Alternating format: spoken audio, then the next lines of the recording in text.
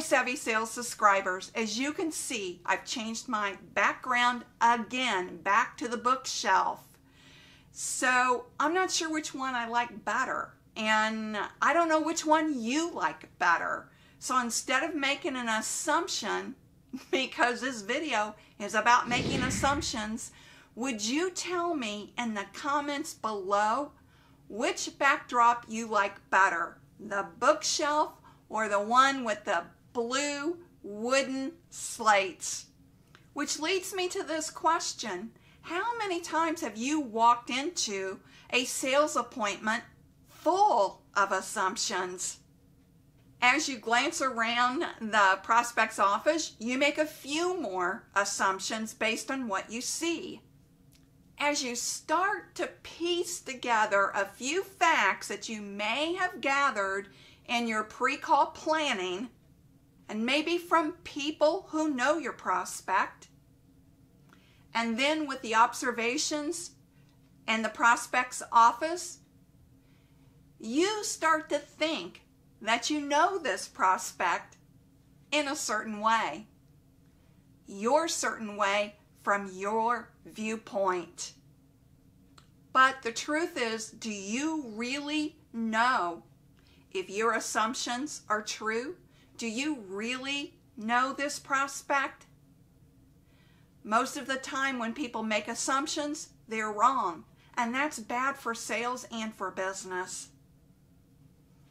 And way too often, this happens outside of the office, in our relationships, with our friends, and even the news media that we read or listen to at night.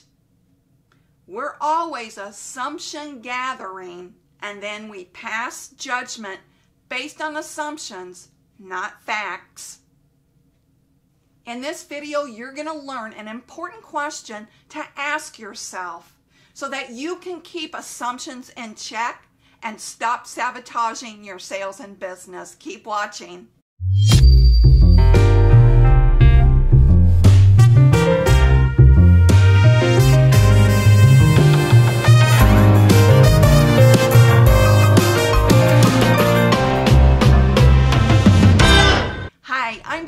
Harrington, the Savvy Sales Lady, your personal YouTube sales coach, helping you learn sales intelligence so you can sell intelligent.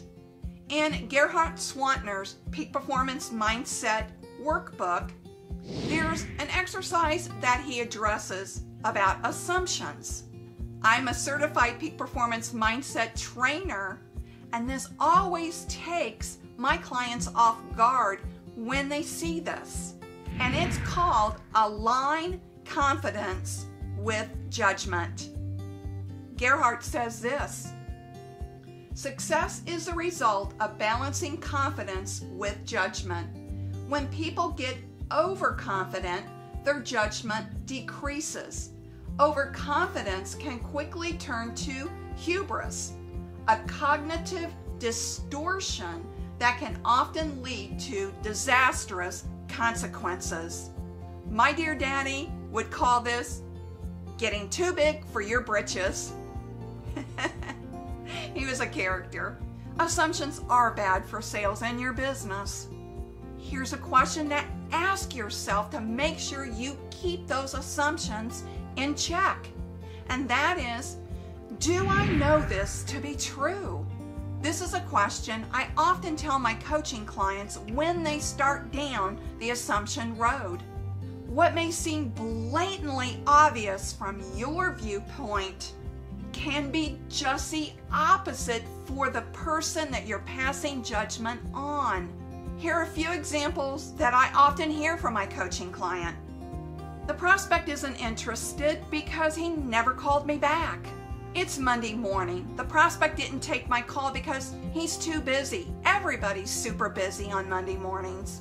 No one buys in December. Now that one makes me laugh because in 2016 and 2017, December was my highest month in sales. So let's apply the question, do I know this to be true? And the examples I just gave you. Do you really know that the prospect isn't interested because he didn't give you a call back? No. Do you really know that the prospect didn't take your call on Monday morning because he's super busy? No.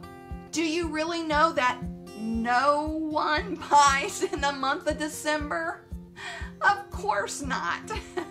Start finding out the real facts instead of going down that assumption road.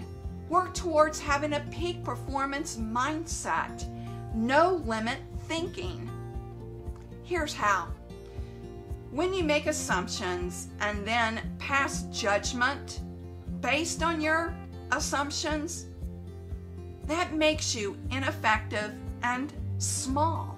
Use the phrase, "Do I know this to be true?" to help flush out assumptions. And here's how to grow no limit thinking. Number 1, go to your sales appointment full of curiosity. Check your biases, your judgments, your assumptions, your beliefs, and your preconceived notions at the door. Don't take them in with you to that selling appointment.